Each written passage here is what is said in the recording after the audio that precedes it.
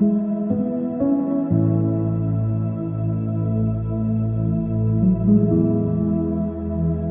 ಕ್ರಿಸ್ತನಲ್ಲಿ ಪ್ರೀತಿಯುಳ್ಳ ದೇವಜನರೇ, ನಿಮ್ಮೆಲ್ಲರನ್ನ ಈ ಪರಿಶುದ್ಧ ಬೆಳಗಿನ ಜಾವದಲ್ಲಿ ತುಂಬು ಹೃದಯದಿಂದ ವಂದಿಸುವನಾಗಿದ್ದೇನೆ. ಕರ್ತನ ಈ ಕೃಪೆ ದಿವಸವನ್ನ ಆತನ ಮಹಿಮೆಗಾಗಿ ಕಳೆಯುವುದಕ್ಕಾಗಿ ನಾವು ಆತನ ಪ್ರಸನ್ನತೆಯಲ್ಲಿರುವಂತಹ ಮಕ್ಕಳಾಗಿರ್ಬೇಕು. ಆತನ ಪ್ರಸನ್ನತೆಯಲ್ಲಿರುವಂತಹ ಮಕ್ಕಳು ಅವರು ಯಾವಾಗಲೂ ಬಲಿಷ್ಠರಾಗಿರ್ತಾರೆ. ಅವರ ಜೀವಿತ ಅದು ಅತಿ ಶ್ರೇಷ್ಠವಾದಂಥ ರೀತಿಯಲ್ಲಿ ಈ ಭೂಮಿಯ ಮೇಲೆ ಅವರು ಯಾವಾಗಲೂ ದೇವರ ಮಹಿಮೆಯಲ್ಲಿ ಜೀವಿಸುವಂಥವರಾಗಿರ್ತಾರೆ. ಆತನ ಪ್ರಭಾವವನ್ನು ಲೋಕಕ್ಕೆ ಸಾರುವುದಕ್ಕೆ ಅವರಲ್ಲಿ ಸಾಮರ್ಥ್ಯ ಇರುವಂಥದ್ದಾಗಿರ್ತದೆ. ಆದರೆ ಎಷ್ಟೋ ದೇವ್ರ ಮಕ್ಕಳು ಆತನ ಪ್ರಸನ್ನತೆಯ ಅನುಭವ ಇಲ್ಲದಂಥವ್ರು ಇರ್ತಾರೆ. ಅದಕ್ಕಾಗಿ ನಾವು ಹೋಲ್ ವೀಕ್ನಲ್ಲಿ ನಾವು ಆತನ ಪ್ರಸನ್ನತೆಯಲ್ಲಿರುವಂಥ ಸಾಮರ್ಥ್ಯಗಳನ್ನೆಲ್ಲ ನಾವು ನೋಡಿಕೊಂಡಿದ್ದೇವೆ. ಇಂಥ ದೇವಜನರು ಮೋಶೆ, ಅಬ್ರಾಮ, ದಾವೀದ, ಉಳಿದ ಎಲ್ಲ ದೇವಜನರು ಆತನ ಪ್ರಸನ್ನತೆಯಲ್ಲಿ ಕಾಲ ಕಳೆದಾಗ ಅವ್ರಿಗಿರುವಂಥ ಆಶೀರ್ವಾದಗಳನ್ನೆಲ್ಲ ನಾವು ನೋಡಿಕೊಂಡಿದ್ದೇವೆ.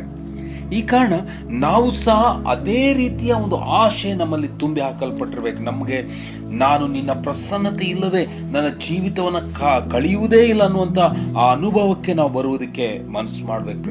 ಅಂತ ಒಂದು ಅನುಭವ ನಮ್ಮ ಜೀವಿತದಲ್ಲಿ ಅತಿ ಪ್ರಾಮುಖ್ಯ.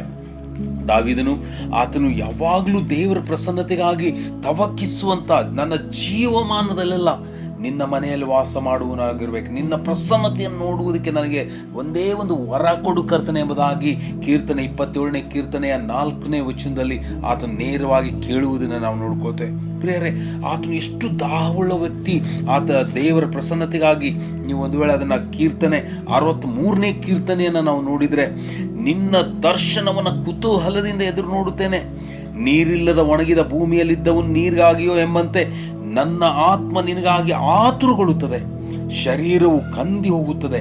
ನಿನ್ನ ಮಂದಿರದಲ್ಲಿ ನಾನು ನಿನ್ನ ಮಹತ್ತನ ಪ್ರಭಾವವನ್ನು ಕಂಡ ಪ್ರಕಾರ ಈಗಲೂ ಕಾಣಬೇಕೆಂದು ಅಪೇಕ್ಷಿಸ್ತೇನೆ. ಎಂಥ ಹಂಬಲದ ಒಂದು ರಿಕ್ವೆಸ್ಟ್ ಆ ದಾವೀದನ ಕೈಯಲ್ಲಿ ಇತ್ತು ನೋಡ್ರಿ ನನ್ನ ಪ್ರಿಯರೇ. ಸೇಮ್ ನಮ್ಮ ಜೀವಿತದಲ್ಲಿ ಆತನ ಪ್ರಸನ್ನತೆಗಾಗಿ ಆ ತವಕ ನಮ್ಮ ಕಡೆ ಅತಿ ಪ್ರಾಮುಖ್ಯ. ಯಾಕಂದ್ರೆ ಆತನ ಪ್ರಸನ್ನತೆ ಅದು ಬಹಳಷ್ಟು ಪ್ರಭಾವದಿಂದ ತುಂಬಲ್ಪಟ್ಟಿರುವಂಥದ್ದು. ಆತನ ನಿವಾಸ ಅದು ಮಹಿಮೆಯ ಎಲ್ಲ ಆಶೀರ್ವಾದಗಳಿಂದ ತುಂಬಲ್ಪಟ್ಟಿರುವಂಥದ್ದು ಪ್ರೇಮ. ಅದಕ್ಕಾಗಿ ನಾವು ಅದನ್ನ ಹುಡುಕುವುದಕ್ಕೆ ನಮ್ಮಲ್ಲಿ ಬಹಳಷ್ಟು ಮನಸ್ಸಿರಬೇಕು.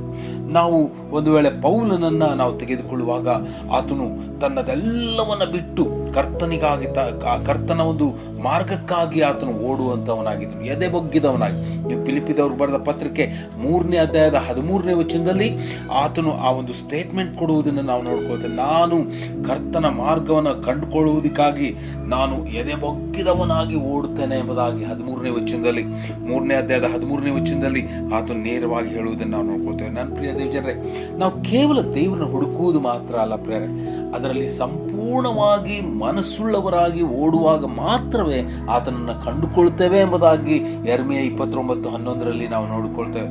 11ರಿಂದ ಮುಂದಿನ ಭಾಗ. ಸೊ ನಾವು ಆ ಒಂದು ದಾಹವುಳ್ಳವರಾಗಿರೋಣ, ಕರ್ತನ ಸನ್ನಿಧಾನವನ್ನು ಹುಡುಕೋಣ, ಆತನ ಪ್ರಸನ್ನತೆಯಿಂದ ತುಂಬಲ್ಪಟ್ಟವರಾಗಿ ಈ ಭೂಮಿಯ ಮೇಲೆ ನಿಜವಾದ ಆಶೀರ್ವಾದ ಭರಿತ ಸಾಕ್ಷಿಗಳಾಗಿ ನಿಲ್ಲುವುದಕ್ಕೆ ನಮ್ಮನ್ನು ಒಪ್ಪಿಸಿಕೊಳ್ಳೋಣ. ಆ ರೀತಿಯಲ್ಲಿ ಆಗುವಂತ ಕರ್ತನು ನಿಮ್ಮನ್ನು ಆಶೀರ್ವದಿಸಲಿ. Thank you.